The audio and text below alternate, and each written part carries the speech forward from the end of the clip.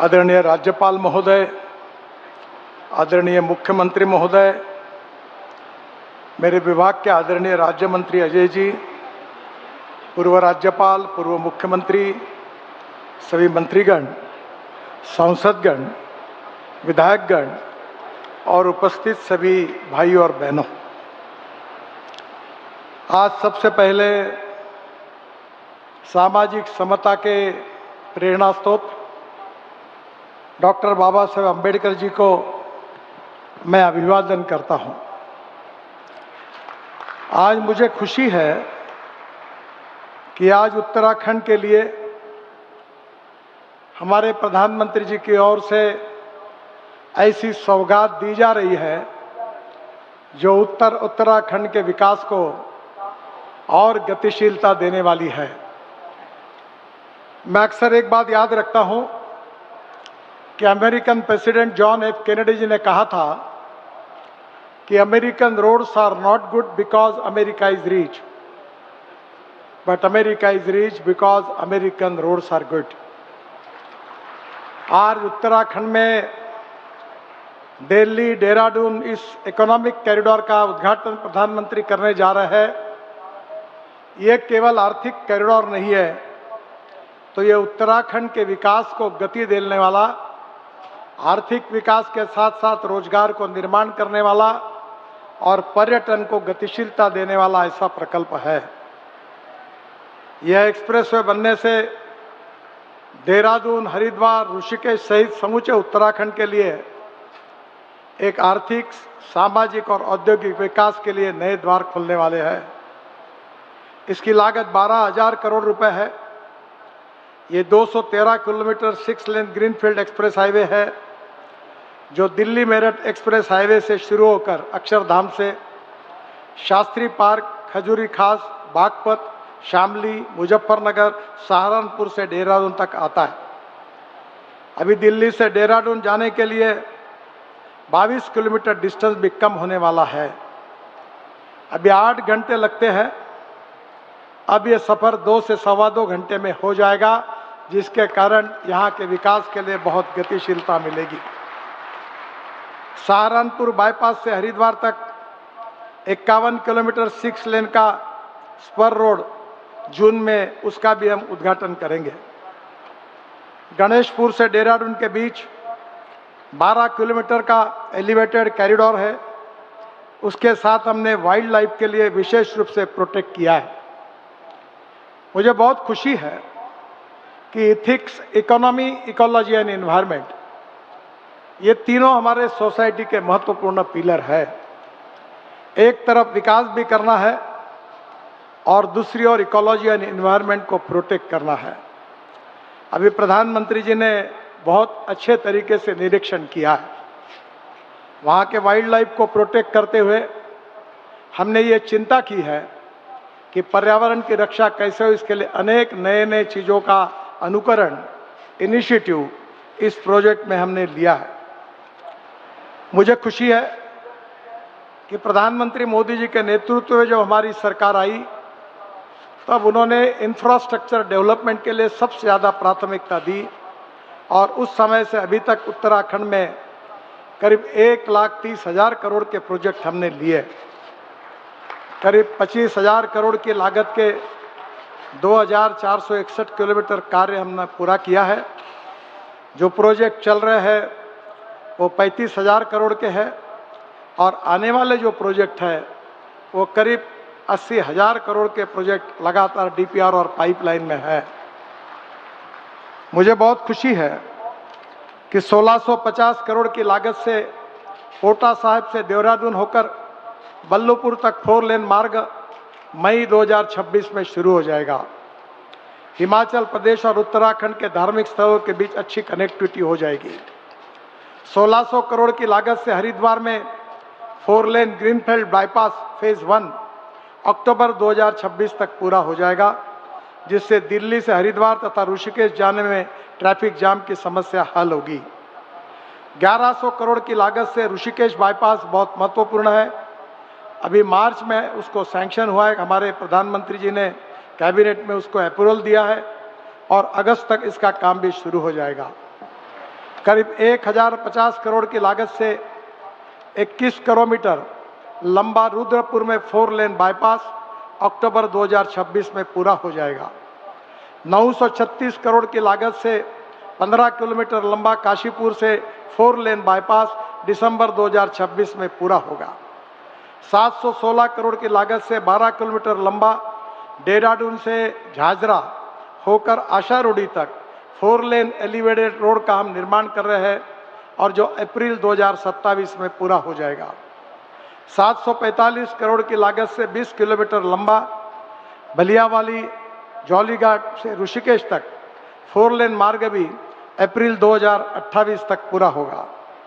630 करोड़ की लागत से 60 किलोमीटर लंबा जोशीमठ से मलारी तक 2 लेन मार्ग दिसंबर 2026 में पूरा हो जाएगा। मुझे खुशी है कि आने वाले समय में जो प्रोजेक्ट इस राज्य में शुरू होने वाले हैं वो ये राज्य की तस्वीर निश्चित रूप से बदलने वाले हैं।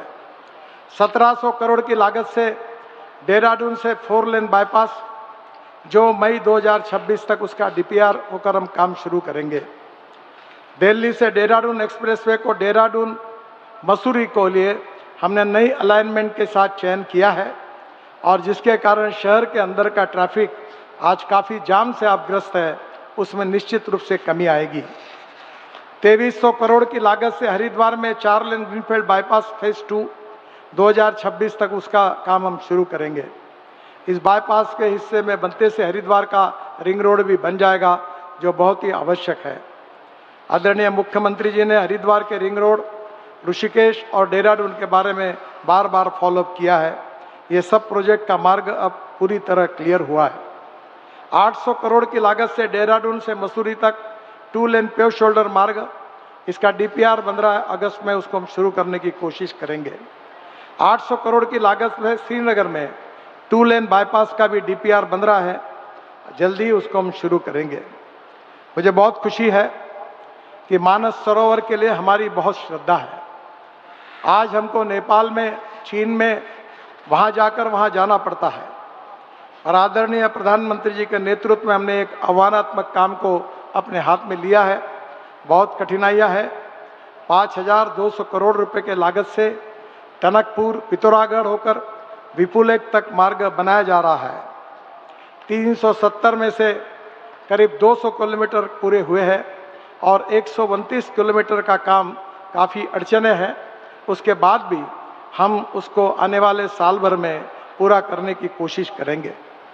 सबसे महत्वपूर्ण है 4 धाम यात्रा। 12,000 करोड़ की लागत से 825 किलोमीटर की परियोजना में 640 किलोमीटर का काम पूरा हुआ है। बद्रीनाथ धाम में 3800 करोड़ की लागत से ऋषिकेश से बद्रीनाथ धाम तक जो मार्ग है वो 255 किलोमीटर का काम पूरा हुआ है। 25 किलोमीटर का काम अगस्त 2027 तक पूरा होगा। केदारनाथ धाम में 1300 करोड़ की लागत से रुद्रप्रयाग से गौरीकुंड तक दिसंबर 2026 तक हम उसको शुरू करेंगे।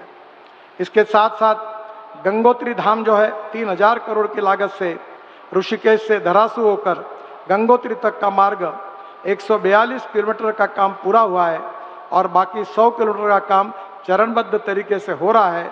जल्दी उसको पूरा करने की हमारी कोशिश है। यमुनोत्री धाम में 2500 करोड़ की लागत से धरासू से यमुनोत्री तक मार्ग जो 46 किलोमीटर काम पूरा हुआ है और 30 किलोमीटर का काम अप्रैल 2028 तक हम पूरा करेंगे। सबसे गंभीर समस्या थी जिसके कारण आप सबको भी चिंता थी, हमको भी चिंता थी, लैंडस्लाइड की। हमने जागतिक स्तर पर स्विट्जरलैंड की इंस्टीट्यूट के साथ, यहाँ की एक्सपर्ट के साथ अध्ययन किया और मुझे खुशी है कि ये लैंडस्लाइड्स और घसान, इसके कारण जो कई मार्ग बंद हो जाते हैं उसके लिए हमने एक योजनाएं तैयार की। साइंटिफिक अप्रोच के साथ टेक्नोलॉजी का उपयोग करके 4300 करोड़ रुपए की लागत से 296 कामों को हमने मंजूरी दी है और मुझे आज खुशी है कि करीब 907 करोड़ की लागत से ऐसे जो ब्लैक स्पॉट थे लैंडस्लाइड्स के, हमने उसके काम पूरे किए हैं। 5800 करोड़ की लागत से और 194 काम का डीपीआर बन रहा है और हम प्रायोरिटी पर इस काम को हम पूरा करेंगे। और एक खुशी की बात है जिसके लिए प्रधानमंत्री जी ने विशेष रूप से हमको आग्रह किया था कि हमको केदारनाथ धाम जाने के लिए 8 से 9 घंटे लगते हैं, पर सोनप्रयाग से केदारनाथ तक करीब 4000 करोड़ की लागत से 12.9 किलोमीटर रोपवे बनाने का काम मंजूर हुआ है, अवार्ड हो गया है और अब ये प्रवास केवल आधा घंटे में हो जाएगा ताकि केदारनाथ की यात्रा बहुत ही सुलभ रीति से हो जाएगी।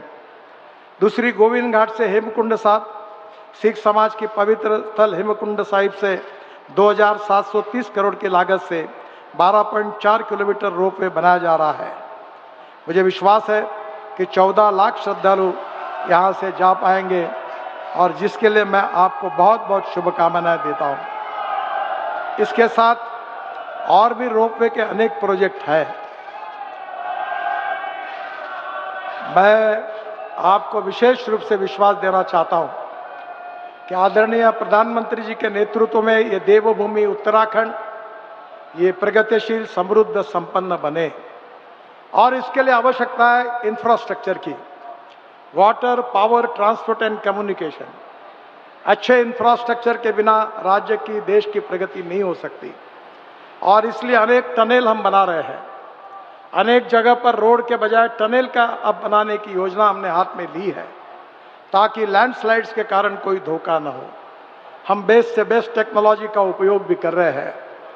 मैं आप सबको विश्वास दिलाना चाहता हूं कि प्रधानमंत्री जी के नेतृत्व में उत्तराखंड की भवितव्य को हम निश्चित रूप से बदलेंगे और ये जो इंफ्रास्ट्रक्चर अच्छा होगा इससे पर्यटन का सबसे ज़्यादा फायदा होगा।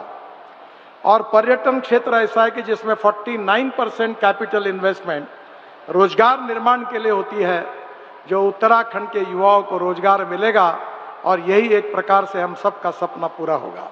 मैं फिर से एक बार उत्तराखंड की जनता को हृदय से बहुत बहुत बधाई देता हूं, अभिवादन करता हूं और प्रधानमंत्री जी इस कार्यक्रम के लिए विशेष रूप से आए हैं, उनको और मंच पर बैठे हुए सभी अतिथियों को बहुत बहुत धन्यवाद देता हूं। नमस्कार।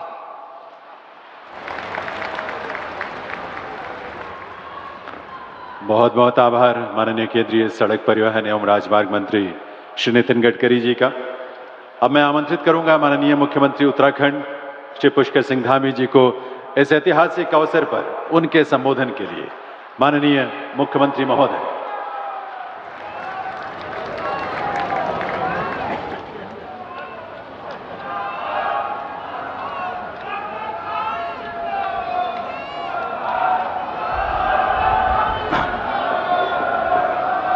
भारत माता की, भारत माता की।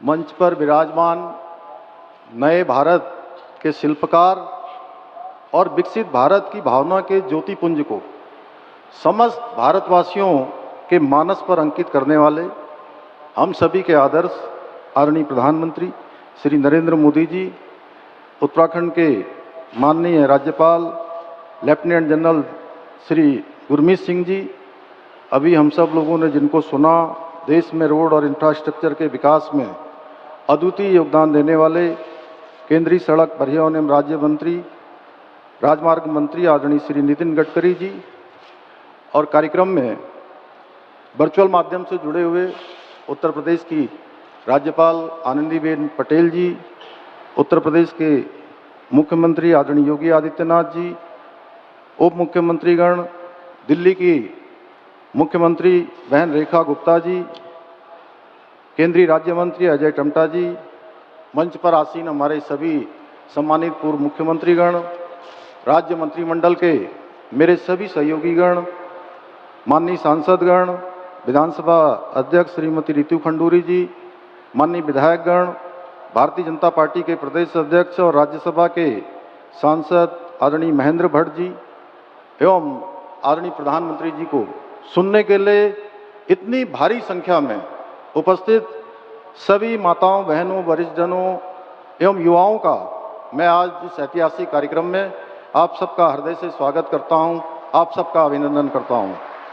भाइयों बहनों, आदरणीय प्रधानमंत्री जी का प्रत्येक कार्यक्रम विशिष्ट होने के साथ साथ ऐतिहासिक भी होता है परंतु आज का दिन कई मायनों में विशेष है।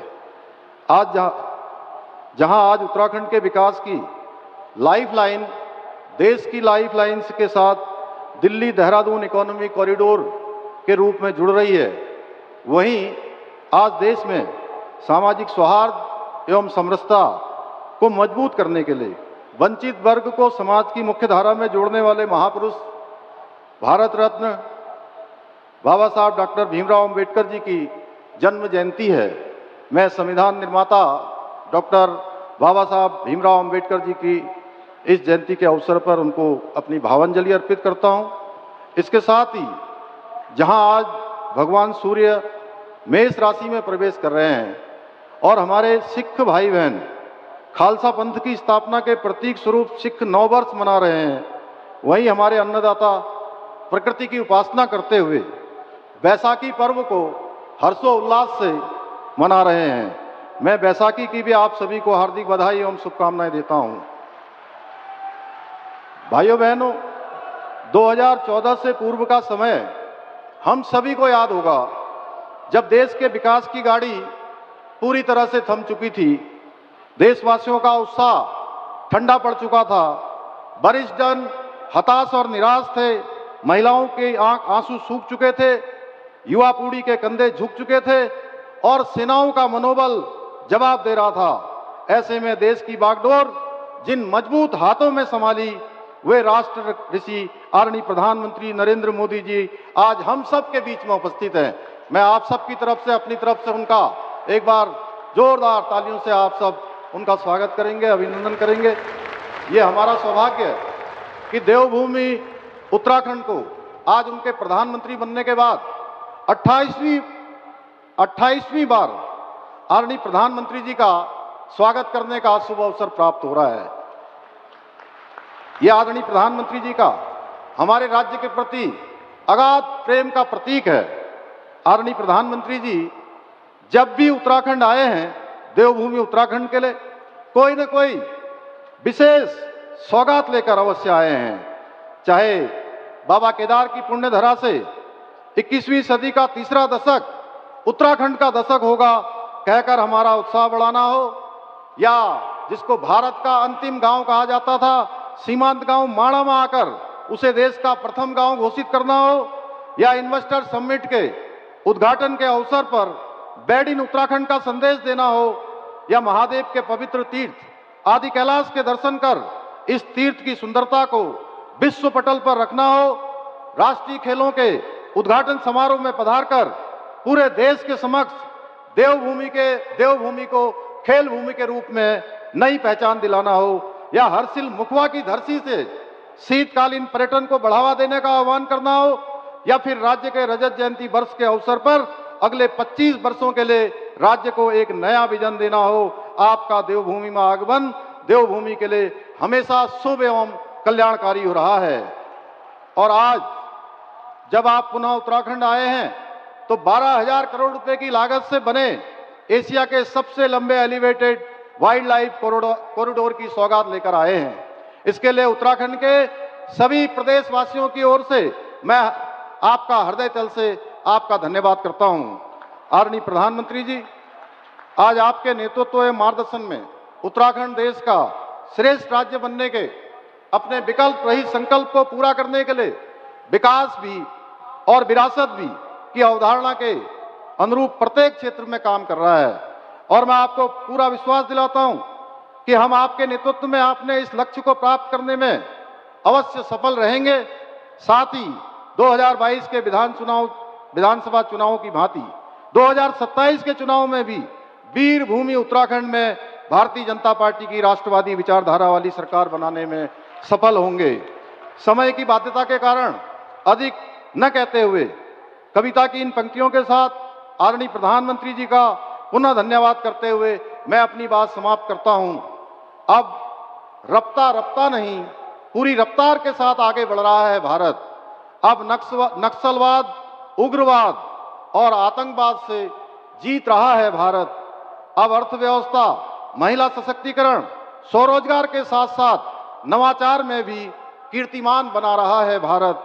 अब दुश्मन के घर में घुसकर सिंदूर का बदला ले रहा है भारत।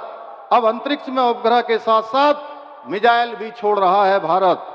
और उत्तराखंड को विश्व की पर्यटन राजधानी बनाकर अपनी विरासत भी संभाल रहा है भारत। अब महिलाओं को उनके अधिकार देने के लिए नारी शक्ति बंधन अधिनियम लागू कर रहा है भारत। और अब बिहार के बाद बंगाल में भी गुंडा राज खत्म करने के लिए तैयार है। मोदी जी के नेतृत्व में नया भारत, मोदी जी के नेतृत्व में नया भारत। बहुत बहुत धन्यवाद।